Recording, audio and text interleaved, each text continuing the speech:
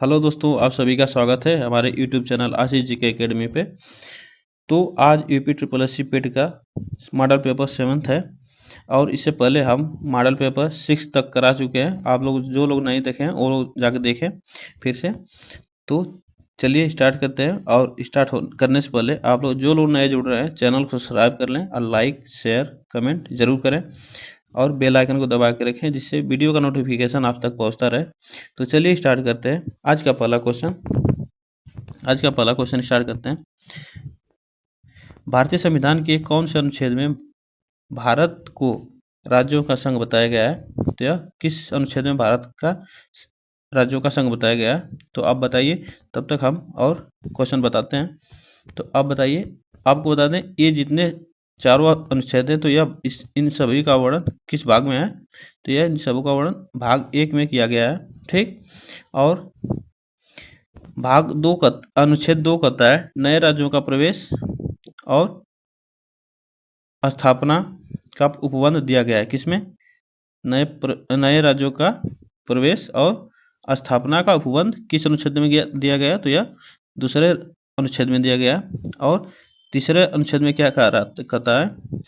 अनुच्छेद नंबर 3 क्या कहता है? इसमें नए राज्यों को जोड़ना और निर्माण करना और वर्तमान राज्यों के सीमाओं या नामों में परिवर्तन करना। वर्तमान राज्यों के सीमाओं और नामों में परिवर्तन करना और नए राज्य का निर्माण करना, ये अनुच्छेद 3 कहता है। ठीक। तो आप लोग इसको जरूर पढ़िएगा। तो क्वेश्चन हमारा ऑप्शन नंबर क्या है इसमें सही? आप लोग बताइएगा, बता दिए होंगे। तो चलिए, तो ऑप्शन नंबर इसमें ए सही है। ऑप्शन नंबर ए सही है इसमें, जिसमें कहा गया भारत को राज्यों का संघ बताया गया है। ठीक, अनुच्छेद 1 में। ठीक, नेक्स्ट आगे चलते हैं।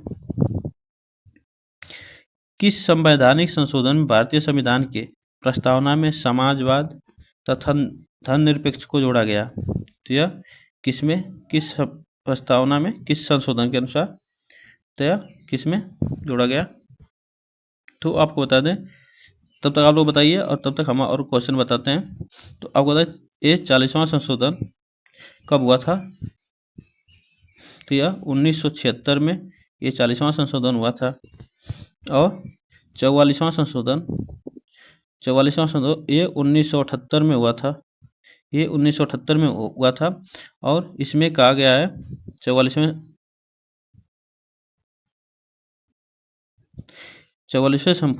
संशोधन में, इसमें मौलिक अधिकार जो अनुच्छेद 31 जो संपत्ति का अधिकार था उसको हटाकर कानून का अधिकार बना दिया गया। ठीक, इसमें कानून का अधिकार बना दिया गया। ठीक, इसमें कौन सा अनुच्छेद में? तो यह 44वां अनुच्छेद। अब ये 1900 कब हुआ था? 1978 में हुआ था। 1978 में हुआ था। तो आप बताइए इसमें कौन सा ऑप्शन सही है? तो इसमें ऑप्शन नंबर कौन सा सही है? और 42वां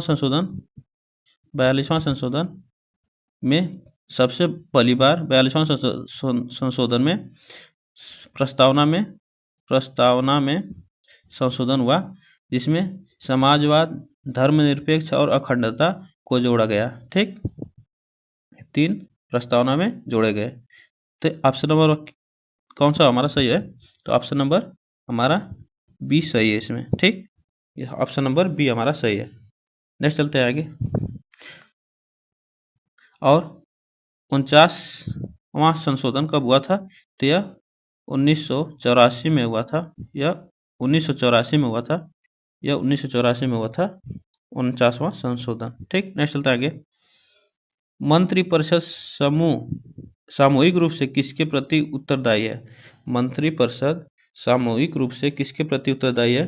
तो यह किसके प्रति उत्तरदायी है? तो आपको बताना है किसके प्रति उत्तरदायी है। तब तो आप बताइए।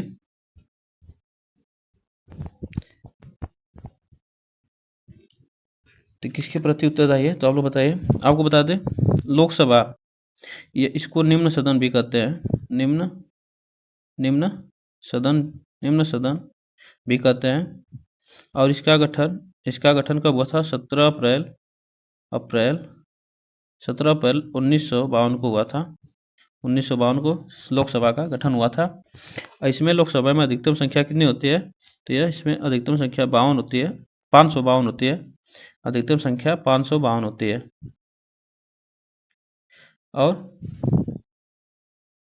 और इसे अस्थायी सदन भी कहा जाता है, इसे अस्थायी सदन भी कहा जाता है। ठीक, और नेक्स्ट आगे तो आप बताते रहिए। और राज्यसभा जो होता है, राज्यसभा का अनुच्छेद 80 में वर्णन है, अनुच्छेद 80 में वो इसका वर्णन है। इसका गठन कब हुआ था, तो यह इसका गठन 3 अप्रैल 1952 को हुआ था, 3 अप्रैल 1952 को हुआ था। इसमें इसे उच्च सदन कहा जाता है, इसे उच्च सदन कहा जाता है, उच्च सदन कहा जाता है। और इसे अस्थायी सदन भी कहा जाता है, इसे अस्थायी सदन कहा जाता है। ठीक, और इसमें चलिए तो चलते हैं आगे, जिसमें आप बताइए कौन सा ऑप्शन सही है। तो ऑप्शन नंबर इसमें कौन सा सही है, तो ऑप्शन नंबर ए इसमें सही है। ठीक, लोकसभा इसमें सही है। नेक्स्ट चलते हैं आगे। स्वतंत्र भारत के पहले भारतीय गवर्नर जनरल कौन थे, तो स्वतंत्र भारत के पहले भारतीय गवर्नर जनरल कौन थे, तो आप बताइए, आपको बताते रहिए। तो इसमें आपको बता दें डॉक्टर राजेंद्र प्रसाद, ये भारत के पहले राष्ट्रपति थे, भारत के प्रथम राष्ट्रपति, और द्वितीय राष्ट्रपति यही थे, द्वितीय राष्ट्रपति भी यही थे। ठीक, तो बताते रहिए कौन सा है, तो ऑप्शन नंबर कौन सा सही है, तो ऑप्शन नंबर इसमें ए सही है। जो स्वतंत्र भारत के पहले गवर्नर जनरल चक्रवर्ती राजगोपालाचार्य थे। ठीक, चक्रवर्ती राजगोपालाचार्य थे। ठीक, नेक्स्ट चलते हैं आगे। क्वेश्चन नंबर 5, संपत्ति के अधिकार को किस संविधान संशोधन द्वारा हटा दिया गया, अभी बताया संपत्ति के अधिकार को किस संविधान संशोधन द्वारा हटा दिया गया, तो किस संविधान संशोधन द्वारा हटाया गया, तो आप बताते रहिए। तो यह किस संविधान संशोधन द्वारा हटाया गया, तो आपको बता दें ये 52वां संशोधन 1985 में किया गया। कब हुआ था इसमें क्या हुआ, संशोधन में संविधान में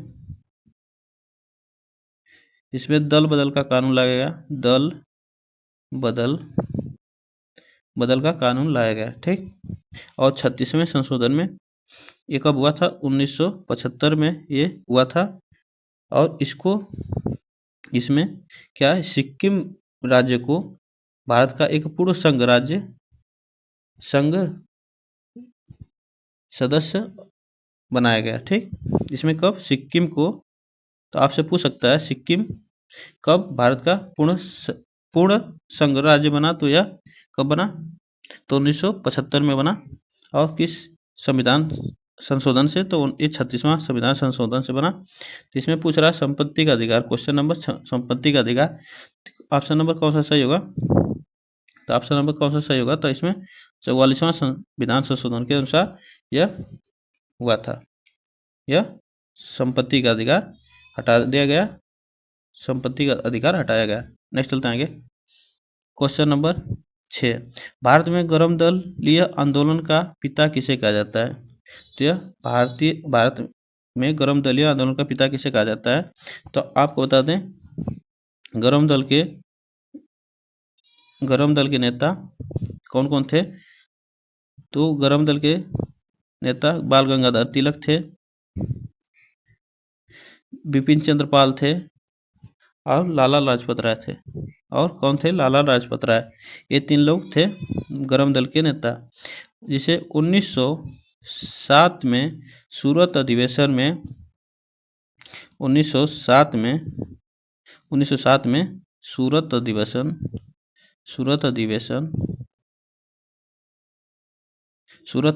में गर्म दल और नरम दल ये विभाजित हो गया, विभाजित हो गया सूरत अधिवेशन के, जिसे 1907 को सूरत अधिवेशन के नाम से भी जाना जाता है। तो इसमें आपको बताना है, आपको कौन सा गरम दल के पिता है। तो यह बाल गंगाधर तिलक है, बाल गंगाधर तिलक है। ठीक, यह गरम दल के नेता है। और सुभाष चंद्र बोस ये जय हिंद राष्ट्रीय नारा दिए थे। जय हिंद यह राष्ट्रीय नारा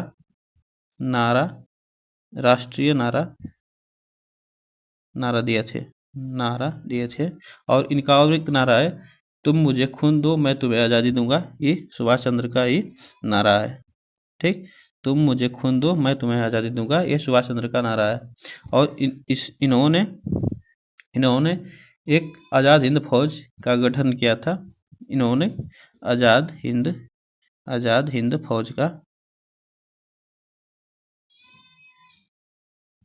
फौज का गठन किया था। ठीक, इन्होंने आज़ाद हिंद फौज का गठन किया था। और लाल बहादुर शास्त्री जी ये भारत के दूसरे प्रधानमंत्री थे। कौन थे?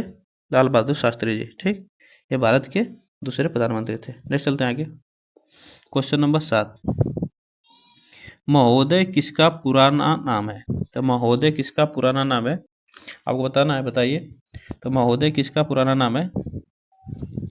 प्रयागराज संगम की नगरी से जाना जाता है। संगम की नगरी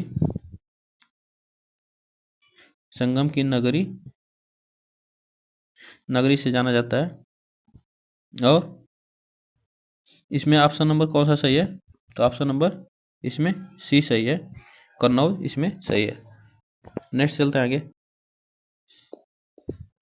क्वेश्चन नंबर 8, प्रयागराज स्थित एल्फ्रेड पार्क का पुनः नामकरण किया गया। तो इसका नामकरण क्या हुआ? तो पुनः नामकरण करके क्या बनाया गया इसका नाम? तो यह आजाद चंद्रशेखर आजाद के नाम से बनाया गया।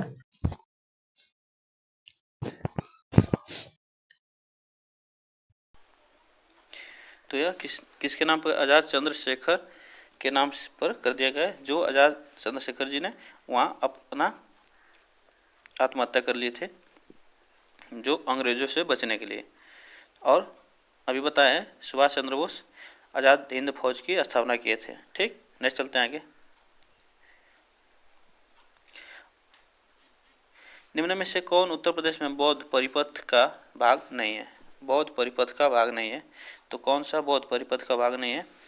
आपको बता दें, कुशीनगर ये यूपी में है, श्रावस्ती ये भी यूपी में है, कपिलवस्तु कहाँ पे है? कपिलवस्तु कहाँ पे? आप लोग इसका बताइएगा, इसमें कौन सा नहीं है? तो यह आजाद बौद्ध परिपथ का भाग नहीं है। तो इसमें संकीसा जो है ऑप्शन नंबर सी इसमें सही है, यह बौद्ध परिपथ का भाग नहीं है। नेक्स्ट चलते हैं आगे। निम्न में से किस जनपद में कलिंजर किला स्थित है? किस जनपद में कलिंजर किला स्थित है?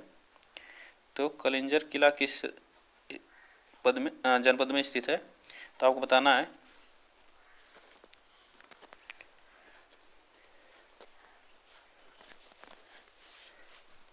तो कहाँ पे है? तो यह बांदा में है, यह बांदा में है। ठीक, नेक्स्ट चलते हैं आगे। लॉर्ड कॉर्नवालिस की कब्र स्थित है। लॉर्ड कॉर्नवालिस की कब्र कहाँ पे स्थित है? तो यह बताइए आप लोग। गोरखपुर में सबसे बड़ा प्लेटफार्म के नाम से जाना जाता है। रेलवे का सबसे बड़ा प्लेटफार्म गोरखपुर में है। वाराणसी को काशी की नगरी से जाना जाता है। काशी नगरी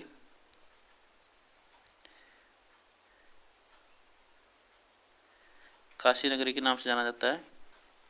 और इसमें लॉर्ड कॉर्नवालिस कहाँ पे है? तो यह गाजीपुर में स्थित है। लॉर्ड कॉर्नवालिस की मकबरा यह गाजीपुर में स्थित है। ठीक, नेक्स्ट चलते हैं आगे। निम्न में से कौन सही सुमेलित नहीं है? निम्न में से कौन सुमेलित सही नहीं है? तो यह कौन सा सही सुमेलित नहीं है? तो आपको बताना है। गंगा वाराणसी में है, गोमती लखनऊ में, सरजू अयोध्या में। तो इसमें कौन सा सही नहीं है? तो यह कोसी जो है, यह कोसी बिहार में है, यह गोरखपुर में नहीं है। ठीक, नेक्स्ट चलते हैं आगे। बेगम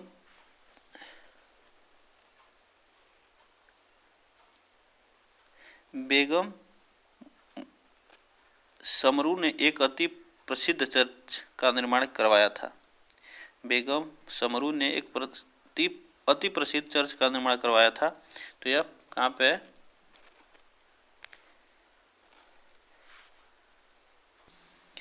तो बेगम समरू ने एक प्रसिद्ध चर्च का निर्माण कराया था। तो यह कहाँ कराया था? तो यह सरधना में कराया था। यह सरधना में कराया था।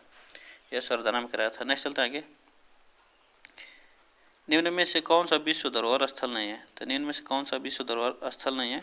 आगरा का किला, फतेहपुर सीकरी का किला, ताजमहल, अकबरा का मकबरा। तो कौन सा विश्व धरोहर स्थल नहीं है? तो आपको बताना है कौन सा विश्व धरोहर स्थल नहीं है। तो यह अकबर का मकबरा है, जो ये अकबर का मकबरा जो है ये विश्व धरोहर स्थल नहीं है। ठीक, नेक्स्ट चलते हैं आगे। विख्यात भारत माता का मंदिर, विख्यात भारत माता का मंदिर कहाँ पे है? तो आपको बताना है, बताइए। लखनऊ में, वाराणसी में, प्रयागराज में, मेरठ में। तो कहाँ पे है? तो बताइए। लखनऊ या किसे जाना जाता है? नवाबों का शहर, नवाबों का शहर के नाम से जाना जाता है। वाराणसी काशी नगरी, प्रयाग संगम नगरी, और मेरठ स्पोर्ट के लिए जाना जाता है। तो आप बताइए कौन सा इसमें सही है? तो इसमें आपको बता दें, इसमें वाराणसी सही है। यह भारत माता का मंदिर वाराणसी में है स्थित। ठीक, नेक्स्ट चलते हैं आगे।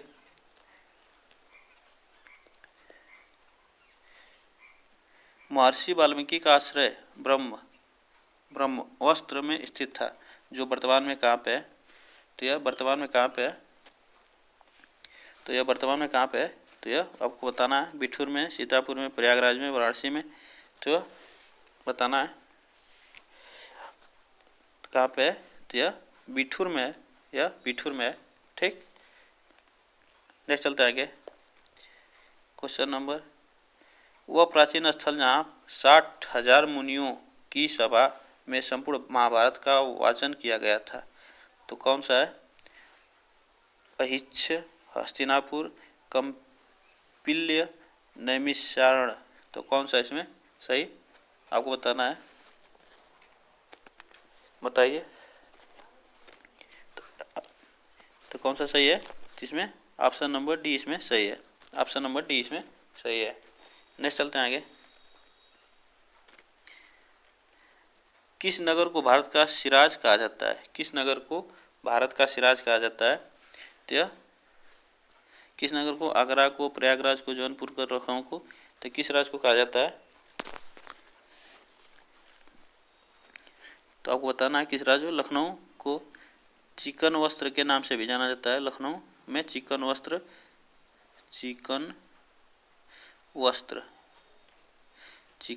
कढ़ाई के नाम से जाना जाता है। तो इसमें कौन सा सही है? तो आपको बताना है कौन सा सही है।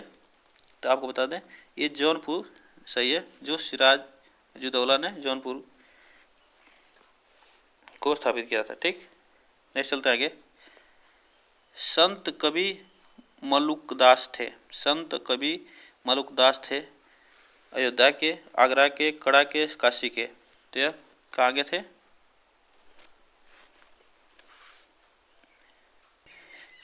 तो संत कवि मलुकदास थे कहाँ के थे? तो यह कहाँ के थे? तो यह कड़ा के थे, नेक्स्ट चलते हैं आगे।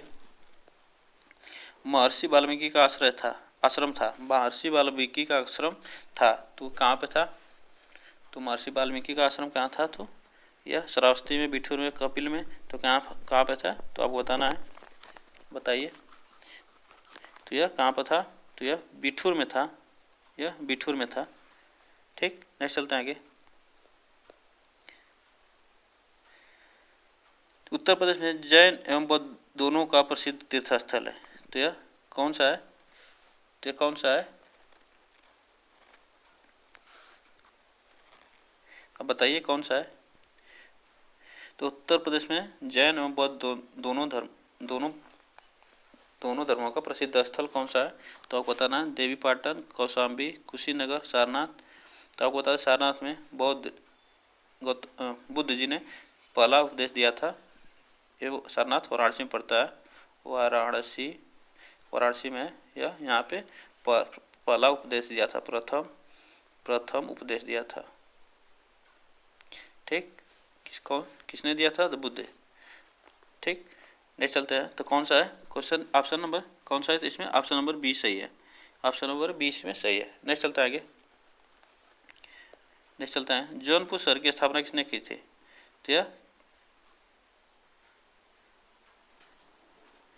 तो जौनपुर शहर की स्थापना किसने की थी? तो यह जौनपुर शहर की स्थापना किसने की थी? तो यह फिरोज तुगलक ने की थी। किसने? मोहम्मद तुगलक, फिरोज तुगलक, इब्राहिम सिकंदर लोदी। तो किसने की थी? तो यह फिरोज तुगलक ने की थी। फिरोज तुगलक ने की थी। नेक्स्ट चलते हैं आगे। तो जौनपुर शहर की स्थापना किसने की? तो यह फिरोज तुगलक ने किया था। फिरोज तुगलक ने जौनपुर को भारत का सिराज भी कहा जाता है। भारत का सिराज भी कहा जाता है। ठीक, नेक्स्ट चलते हैं आगे। प्रतिवर्ष प्रसिद्ध सूफी संत हाजी वारिस अली शाह की मजार कहाँ स्थित है? का मेला कहाँ लगता है? तो यह कहाँ लगता है? फतेहपुर, कलियर, देवा शरीफ, गढ़मेश्वर। तो कहाँ लगता है आप लोग बताइए। तो यह कहाँ लगता है? तो यह कहाँ लगता है? तो यह देवा शरीफ में लगता है। यह देवा शरीफ कहाँ पड़ता है? तो बाराबंकी में। बाराबंकी में है। ठीक, नेक्स्ट चलते हैं आगे।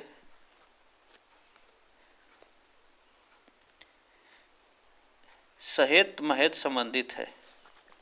सहेत महत संबंधित है किससे? सहेत महत किससे संबंधित है आप बताइए। श्रावस्ती से, कौशाम्बी से, मथुरा से, महिषमी से, किससे संबंधित है? तो आपको बताना है। तो किससे संबंधित है यह? सहेत महत। तो यह श्रावस्ती से संबंधित है। ऑप्शन नंबर इसमें ए सही है। नेक्स्ट आगे चलते हैं। गुरु गोविंद सिंह स्पोर्ट कॉलेज स्थित है। गुरु गोविंद सिंह स्पोर्ट कॉलेज स्थित है कहाँ पे? तो यह कहाँ पे स्थित है आपको बताना है। आगरा में, प्रयागराज में, गोरखपुर में, लखनऊ में। तो कहाँ पे स्थित है आप बताइए। तो ये आपको बताते हैं कहाँ पे स्थित है। तो यह लखनऊ में स्थित है। यह लखनऊ में स्थित है। ठीक, गुरु Govind Singh sport college. Next चलते हैं आगे। कौशाम्बी स्थित प्रभासगिरी स्थल है। प्रभासगिरी स्थल का संबंध है। कौशाम्बी स्थित प्रभासगिरी स्थल का संबंध है। तो किससे? जौन बौद्ध धर्म से, जैन धर्म से, शैव से, वैष्णव से, किससे संबंधित है? तो आप बताइए जल्दी फटाफट। तो किससे संबंधित है? तो यह हम बता देते हैं, ये जैन धर्म से, यह जैन धर्म से संबंधित है। ठीक, यह जैन धर्म है, यह जैन धर्म से संबंधित है। तो आज के लिए बस इतना है। फिर मिलते हैं नेक्स्ट वीडियो में। तब तक के लिए धन्यवाद। और लाइक शेयर जरूर करें जिससे वीडियो का नोटिफिकेशन आप तक पहुंचता रहे। और सब्सक्राइब करके रखें जिससे वीडियो का नोटिफिकेशन आप तक पहुंचता रहे। नेक्स्ट आज के लिए बस इतना है। फिर मिलते हैं नेक्स्ट वीडियो में।